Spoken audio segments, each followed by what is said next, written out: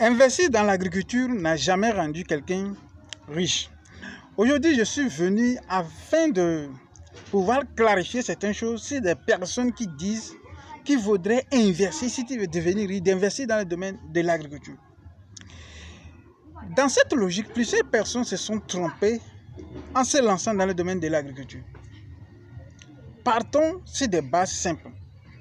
Comment est-ce qu'on peut conclure qu'une personne qui se lance dans la production du maïs ou bien du soja sur un hectare peut devenir déjà un millionnaire? Comment cette théorie peut être possible?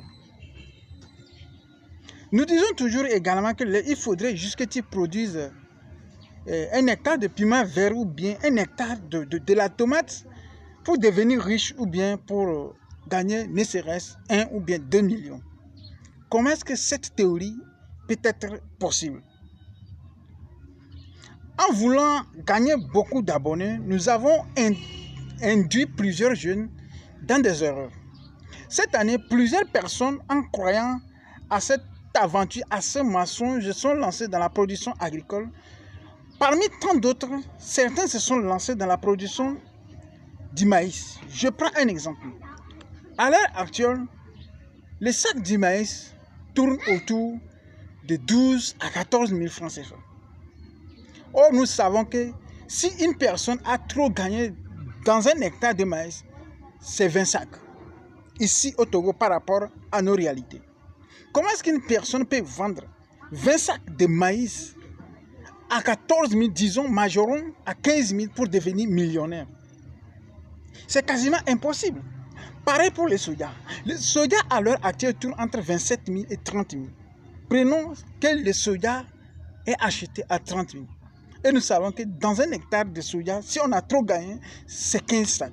Comment est-ce que nous pouvons faire 15 fois 30 pour trouver 1 million de francs CFA?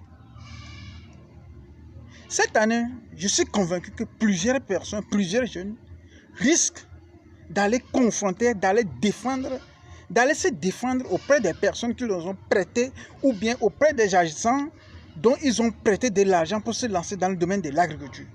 Parce que les rêves qu'on les a vendus dans les vidéos, ils n'ont pas réalisé ça. Je viens par cette vidéo pour vous faire savoir que les personnes qui gagnent de l'argent dans le domaine de l'agriculture, ce ne sont pas des personnes qui produisent et vendent de façon brute. Par exemple, nous disons que les personnes qui sont riches aux États-Unis, en Brésil, en Thaïlande, ce sont des agriculteurs. Est-ce que lorsqu'ils produisent leurs tomates, ils vendent de façon brute? Non. Ils vont transformer leurs tomates. Est-ce que les Thaïlandais, lorsqu'ils produisent du riz, vendent du riz de façon brute? Non. Ils transforment du riz jusqu'à importer ces riz en Afrique ici. Et nous achetons. Pour gagner un peu de l'argent dans le domaine de l'agriculture, il faudrait être en mesure d'apporter une petite touche. Ne serait-ce d'essayer de transformer un tout petit peu. C'est en ce moment que tu accrois la valeur du produit pour pouvoir essayer de gagner encore plus. Sinon, dire que tu vas vendre de façon brute, ce n'est pas possible. Ce n'est pas possible avec cette stratégie de pouvoir t'en sortir dans le domaine de l'agriculture.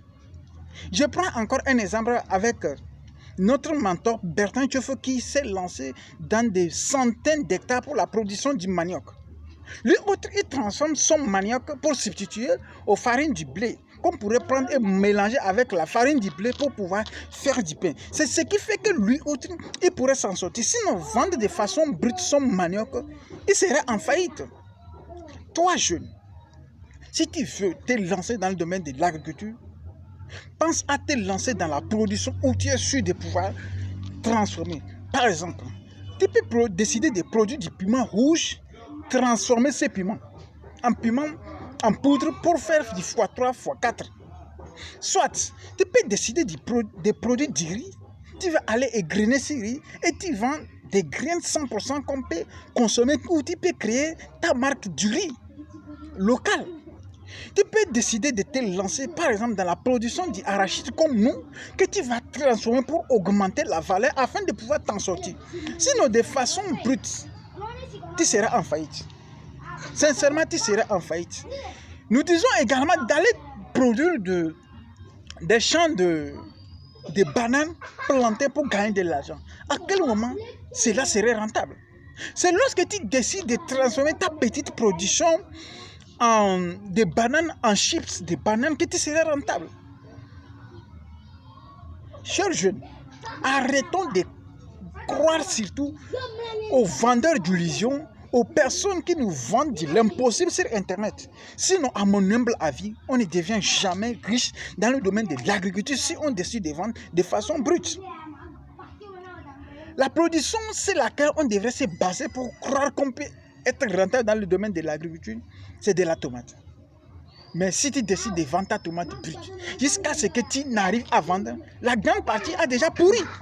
Or, si tu étais en mesure de transformer cette production, ta tomate, tu serais 10 fois plus rentable. Nous ne pouvons pas le faire. Et nous pensons que de façon brute, si nous vendons, nous allons réussir.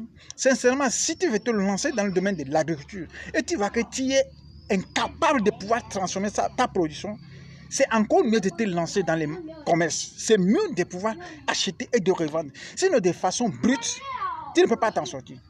Cette année, la plupart des personnes qui ont investi dans la production du maïs sont en faillite.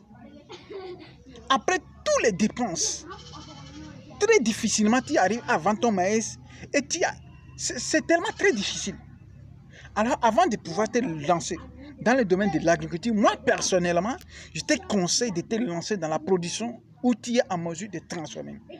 Lance un hectare juste d'un produit que tu es en mesure de transformer pour gagner plus. Sinon, le simple fait de produire des hectares et des hectares, tu t'es puni pour rien.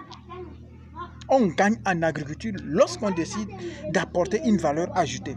Alors, je pense que cette vidéo, de façon improvisée, va te permettre, va t'ouvrir les yeux en ce qui concerne du business de l'agriculture. Alors, si cette vidéo t'a plu, n'hésite pas à t'abonner. Ça aussi, ça m'encourage de continuer à vous dire les vérités.